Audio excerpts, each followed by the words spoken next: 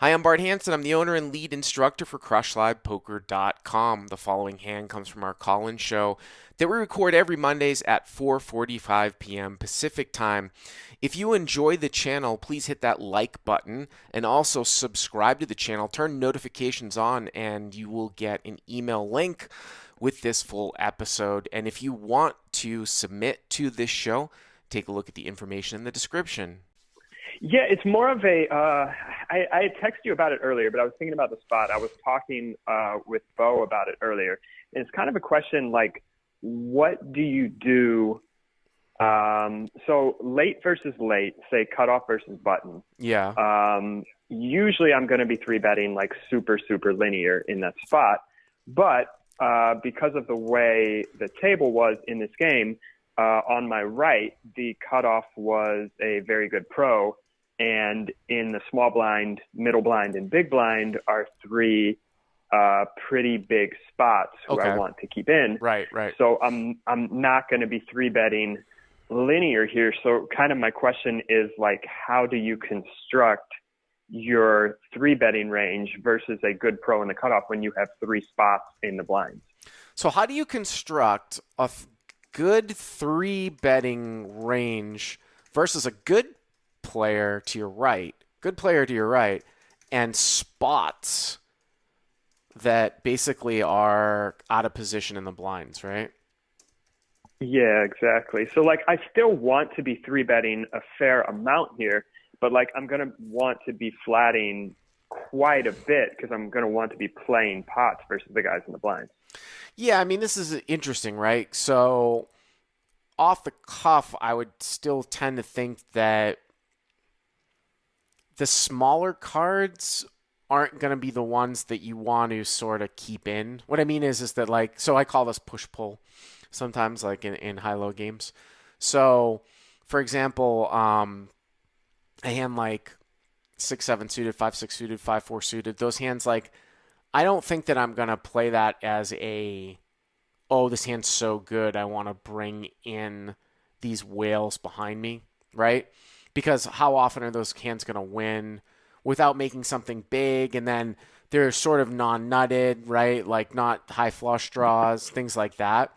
And then maybe like you start flatting some of your suited broadways and some of your maybe even like ace jack, ace queen suited. You want to bring in the hands that you dominate some of these fish with, right?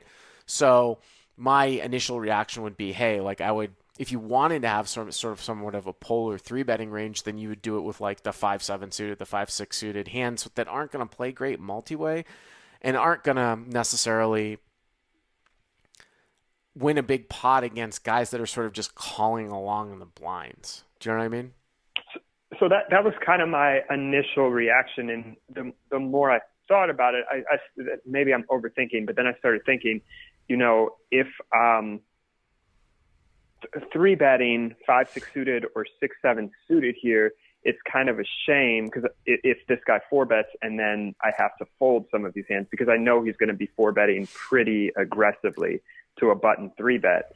So I was wondering maybe if it's better to three bet hands like 10-8 suited and 7-5 suited, for example, rather than like 5-6 and 6-7 suited. Or why? Because you can just easily fold them to four bet. You mean? Yes. I mean, it's possible, but I still think some of those direct. Yeah, but some of the direct suited. Well, first of all, you'd probably rather have 10-8 and 10-9 sort of. Well, 10-8. Listen, this is all very, very nuanced, right? I mean, would you rather have 5-6 suited or 10-8 suited, right? Like the question is heads up. I mean, obviously 5-6 suited is going to be a direct suited connector, so you're going to flop more draws with it. Is 10-8 going to make more top pairs than 5-6, right? If your heads up, it's going to make more better pairs, right? So yeah, I just still think I'd rather have 5-6. Yeah, but I'm just saying that sometimes, like when you get to showdown with certain hands, if your head's up, right, just the higher the pair, the better off that you are that you can make, right? Yeah, but for sure. But I don't know. I don't know if I would necessarily like be scared of three betting off like 5-6 suited to not call necessarily a four bet. I think so. You texted me what happened? Let's walk through what happened here in this particular hand. Okay, so someone in early position, a fish limps in early position, cutoff makes it 100. We are 75, 7,600 effective. So So like three, EP fish limps for 25, right? You're 7,500 effective. Is that right? yeah, 7,500. All right. Yeah. And cutoff ISO raises to 100. I haven't played with this guy a lot, but I have heard he is pretty good, and he did buy in for like $1 million. Okay. So I'm assuming he's good. He's been aggressive, very aggressively three betting like late position open when he's been in the blinds. It's been kind of frustrating because I've had like a bunch of spots where like I'm in like the middle blind or big blind with like Jack 10 suited or like pocket nines or something, and like button opens and he three bets, and I've had to fold just a lot. Yeah. So he ISO's cut off to 100. I'm on the button with 5-6 of clubs, and I three bet to 300. Okay. The limper folds. It comes back to him. He kind of like eyes my stack, and then he four bets to 1,200, which I thought was a very large sizing. So it's 4x, right? Yeah, he went 4x, and I was kind of thinking when he was going to four bet that it would be like 3.2 to 3.4x, somewhere in that range, Right. and when he made it 4x, it kind of threw me a little bit. Well, the other interesting thing, I mean, just a slight thing is that he's obviously supposed to have a tighter range, right? He's supposed to have a tighter range opening here from the cutoff with a limp from up front than just a straight open. Now, whether that actually is the case or not is kind of for debate, because I know people that will have a higher VPIP here as an ISO, like ISOing like an EP fish as opposed to just a straight open, especially from earlier position, especially from earlier position. I don't know. I don't Yeah. have the 100% answer to that. I just Right. know he's been very, very active, which could just be a small sample size, but he's definitely opening probably wider than he should. Right, right. So I think what I would say here, so obviously, so then, you make it, you three bet to 300, limper folds, guy makes it 1,200. So it's like 1,500 back over to you, 1,200 to call. And then the question is, of course, like, what are you continuing here with, right? To like four bets, right? And Exactly. And when he started, I was thinking like, okay, he's going to three bet to, like 950 or 1,000 here, and like I'm continuing. And then when he made it 1,200, I was like, well, now it put some second thoughts in my head. yeah, I mean, normally to like a 3x four bet here, you would continue with your better sort of suited broadways. We would go down that list, right? Like ace jack suited, obviously ace queen suited, king queen suited. The worst ones are like queen 10 and king 10, and then sort of queen jack and jack 10, kind of go down, are sort of like in there here too. But he's made it so large. What I have seen though is 5-6 suited, like on the way that these things interact, is sort of this primary suited connector that is played that somehow interacts best with this range. Like 5-6 is a special one, as our Conlon, the Zen, the master from Top Section has said that 5-6 suited is a special one. So it's got to be really close either way, right? Like I think it's really close. Like I think what you had said to me earlier and via text was that you might defend here with 6-7 suited as opposed to 5-6 suited. Why do you think that? Well, I just think he's going to be three betting or four betting ace five suited pretty much at 100% frequency here.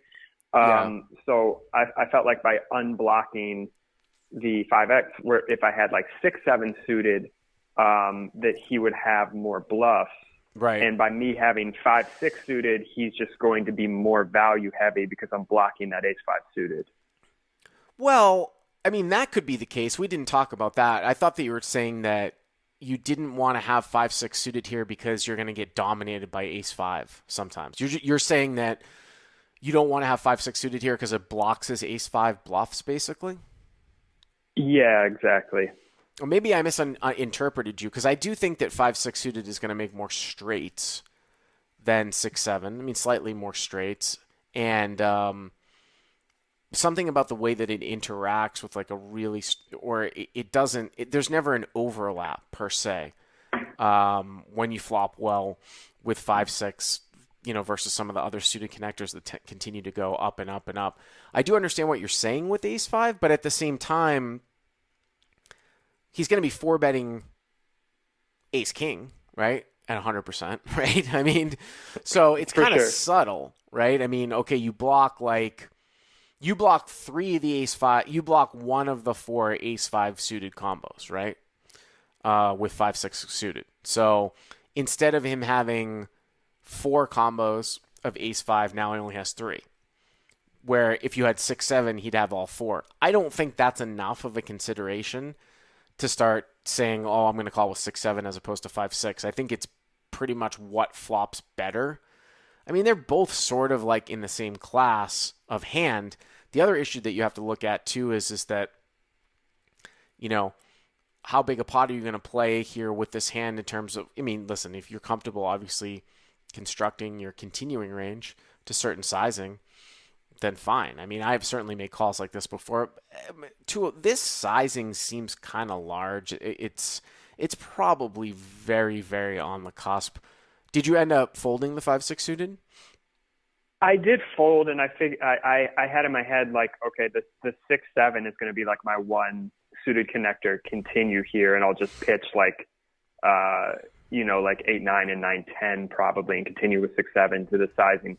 But the other question was to the sizing, like what kind of pocket pairs would you continue? What would be the bottom of your pocket pair continue range? To 4x? I would probably think 10s or jacks plus here. I mean, I think you just got to go down the line on how robust you think his 4-betting range is, right? Like because it seems to me that he might be over 4-betting here of what is optimal. Yeah, right? I would think, yes. Yeah, so if he's over 4-betting to what is optimal here, because here, when you guys are this deep, and yeah, I mean, it's cutoff versus button, there's still probably some, 30-40% of ace-king offs that are flatted here because he's out of position, where it looks like here he's probably just going to 4-bet 100% of them, right? I mean, I know it's late versus late, but even still, we know that ace-king suited is going to be probably always going to be 4-bet off here. But ace-king off seems to be, we've done a lot of that work. It's flatted a lot to a 3-bet, even late versus late, right? He might be like, oh, ace-queen offsuit. Like he's going to 4-bet because he doesn't want to call with it. So that sort of lends me into, calling, sort of widening some of my, what typically would be a calling range here to a 4-bet if someone was actually using the correct 4-betting sort of structure. But already we know that it's out the window, right? Because he's not really supposed to be using this sizing, right? This isn't really a sizing thing. So, I mean that would be basically my best take on it, but I don't know. I'll try to find out if I just off the top of my head, I don't think that the removal of ace-5 by you having 5-6 is going to supersede the fact that it interacts better with certain boards and makes better straights and more straights than 6-7 just because you've cut out one ace-5 suited combo. But I know what you're talking about, right? Probably all ace-5s aren't supposed to be 4-bet off either in optimal play, but this guy is, right? So he's 4-betting off all ace-kings, and he's 4-betting off all ace-5 suited, so it's kind of interesting. Which, yeah, and also I think if he's 4-betting that much, he probably should be using a smaller sizing, not a larger one. Right. But one final quick question. Would you ever be 3-betting because of this special type of scenario? Would you ever be 3-betting like offsuit suited Broadway trash type hands once in a while here? You mean like a king queen or a king jack off, something like that? Yeah, like a ace jack off, or like king jack off, like those type of hands. Well, what would be the reason for that if you're trying to bring these fishy people in from behind? If you're going to get, you definitely can't continue, right, to a 4-bet like in those spots. Exactly. I feel like those would be Exactly. more calls though, right? Like when you start to go down in terms of like shorter effective stacks, that's when those hands usually get 3-bet off, and I feel like those idiots in the blinds will tend to call with like dominated suited hands. Like if you had king jack off here, like I would just think that would be like a perfect flat. I don't know why I would 3-bet in that spot, especially if you want to bring people in from behind, right? Like, well, why would we do that? I was just trying to figure, because I thought my 3-bet range would probably be a little bit too bluff heavy here if I was flatting hands like tens through queens a lot and flatting some ace king and ace queen off. I just thought I would have two. I was just trying to figure out what other hands I would be 3-betting besides like my small suited connectors and then like occasionally suited broadways here. Right. You mean in terms of just to basically make like a balanced, like a yeah. But I mean, you're already balanced though if you're going to 3-bet off like some direct suited connectors, some suited broadways, some suited aces, the top parts of your value, things like that. I don't know. I don't think that you need to throw in like the offsuit types of hands here, especially with the guys behind you, right? Especially with those idiot fish behind you, which is basically what you're really trying to go at, right? Because it's a disaster if you get 4-bet off of those hands. But I tend to think that I would probably fold out here as well to a 4X specifically with 5-6 suited. But yeah, I mean, you're going to be sort of ramped up to play a big pot. And you get these live intangibles. We're all not robots here too.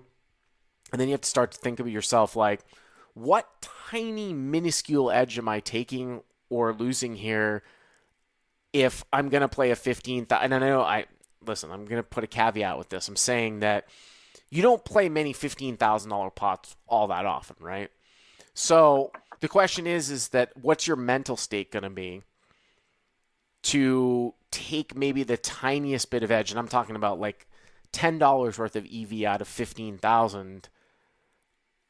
Possibly even put yourself in a mental stress here in this particular spot when we don't even know if it's even like positive EV. I mean, let me rephrase that. Like it could be the tiniest positive EV in a gigantic pot that's disproportional to the pot sizes that you normally play, right? And is that going to affect the rest of your session? Is that going to affect the rest of your month? And I realize that if you're just an EV monster, you're supposed to take the most EV, right? But these are some little things to consider, obviously. So. Yeah, for sure, especially when you're playing in an amazing game. Yeah. Like you don't want to start off the game stuck 8,000 or whatever. Right, so. right. All right, buddy. Thanks for the call. Hey, guys, if you like what you've seen here, please click on the subscribe button, and you'll get notified every time we put up a new video. And if you want to check out CrushLivePoker.com for the first month free, use the code YTA200. Click on the link right there.